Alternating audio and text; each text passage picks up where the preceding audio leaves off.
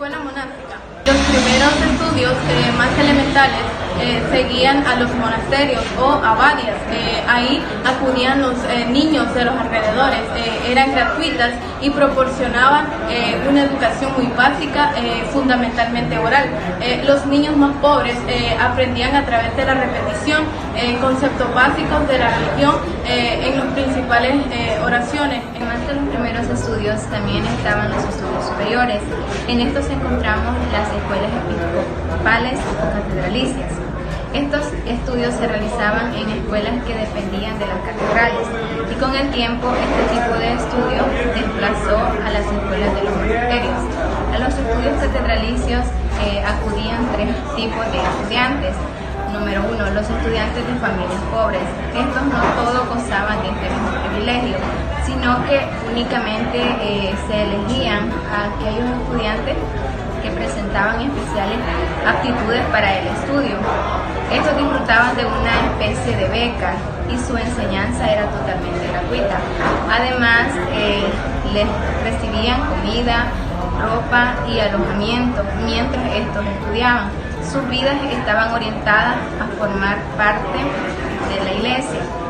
En segundo lugar tenemos a los estudiantes de familias ricas y nobles. Estos tenían que pagar a sus maestros para que les enseñaran y residían en las ciudades con las mismas comodidades que en sus casas. Como número 3 tenemos a los estudiantes mayores. Estos eran hombres instruidos que querían seguir aprendiendo e iban a las escuelas donde se impartían materias que eran de sus intereses. Estas escuelas son posteriores al nacimiento de las escuelas monacales y datan del siglo VIII. Eran propiamente seminarios de sacerdotes. En cuanto a textos y libros, los autores más conocidos y usados por los estudiantes de las escuelas catedralicias eran prácticamente los mismos que en los monasterios. Acá se utilizaba la Biblia y los autores clásicos integraban el principal acervo cultural de sus escritos y bibliotecas. Las escuelas palatinas, estas fueron creadas por Carlomagno. Este emperador era un fiel defensor del cristianismo y era especial de la iglesia.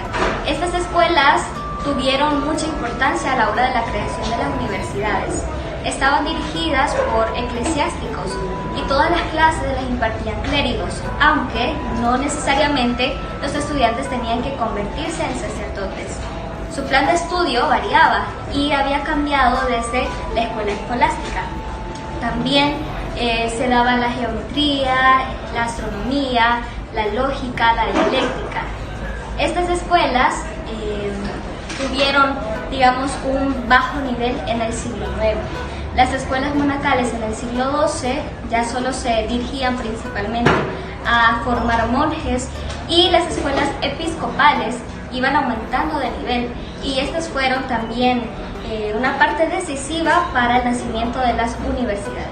Las primeras universidades medievales nacieron a partir de las escuelas palásticas, monásticas y episcopales que nacieron desde la Alta Edad Media y pasaron a llamarse universitas, sustituyendo el nombre de aquellas antes dichas. Entre las universidades más prestigiosas de esa época fueron la Universidad de París, la Universidad de Bolonia, la Universidad de Oxford, la Universidad de Cambridge, la Universidad de Nápoles y la Universidad de Valladolid. Obviamente puede haber más universidades más prestigiosas en esa época. A continuación vamos a desarrollar la forma de enseñar durante la Edad Media en las universidades y las escuelas, las cuales se basaban en donde el docente compartía un texto con la clase, en donde los alumnos debían de discutir y buscar el significado de aquel texto impartido por el docente.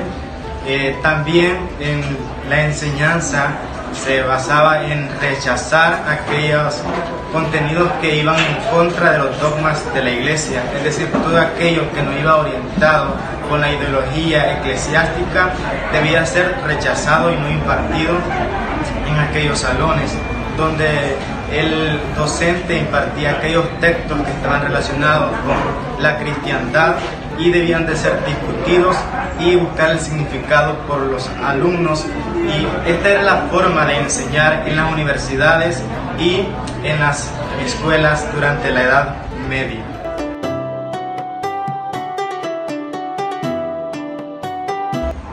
Buenos días, jóvenes. Buenos días. Vamos a dar inicio con la clase.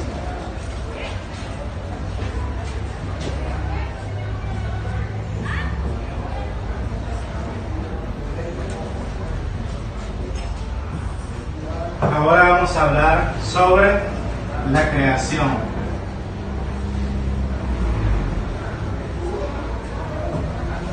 Y nos vamos a basar en la Biblia,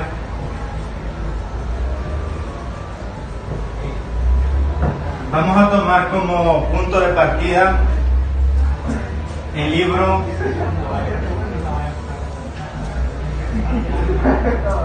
del Génesis,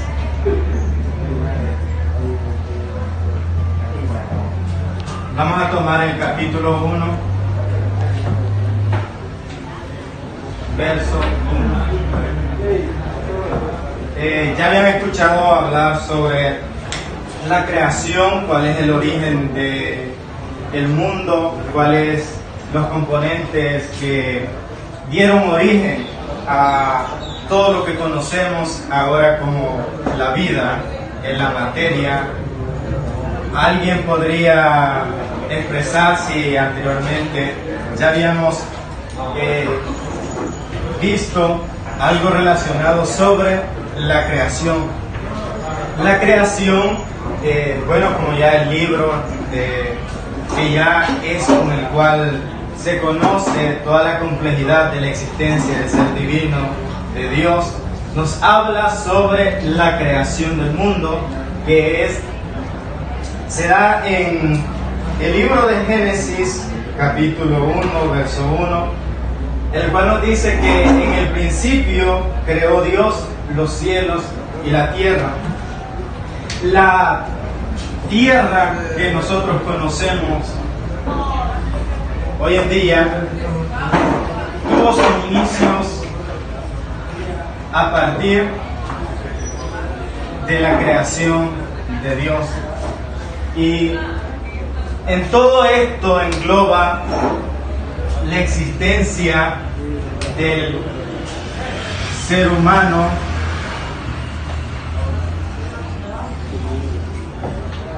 compartiendo todos los ideales de la iglesia.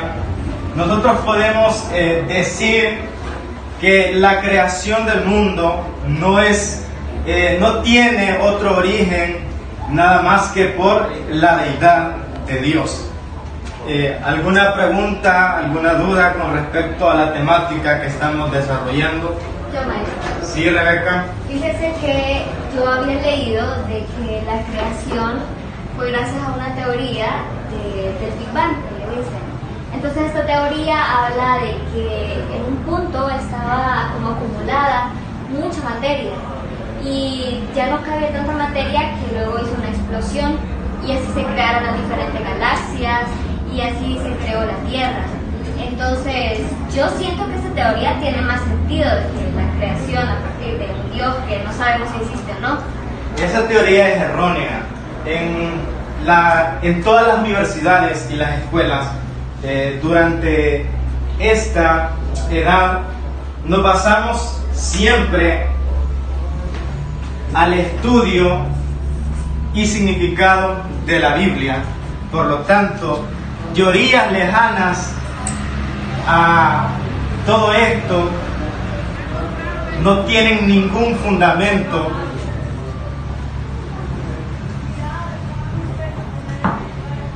que vaya al origen de esto. Nada más, todos tenemos que manejar que la creación y el origen del mundo, del ser humano, es a partir de la deidad que nos habla la Biblia. Y por lo tanto no tenemos que salirnos de este contexto. En la discusión de cada texto siempre vamos a tomar como punto central cuando queramos hablar sobre la creación del mundo y del ser humano. Por lo tanto, teorías ajenas a esto no son aceptadas en ninguna de nuestras instituciones durante todo este tiempo. Todo gira alrededor de... Correcto, ¿estamos claros hasta este punto? Bueno, entonces llegamos hasta acá, proseguimos la próxima clase con la siguiente temática que va en consecuencia del origen del ser humano, del origen de la vida. Bueno, llegamos hasta aquí y por favor la próxima clase quiero que traigan un resumen a partir de todo lo explicado en esta clase.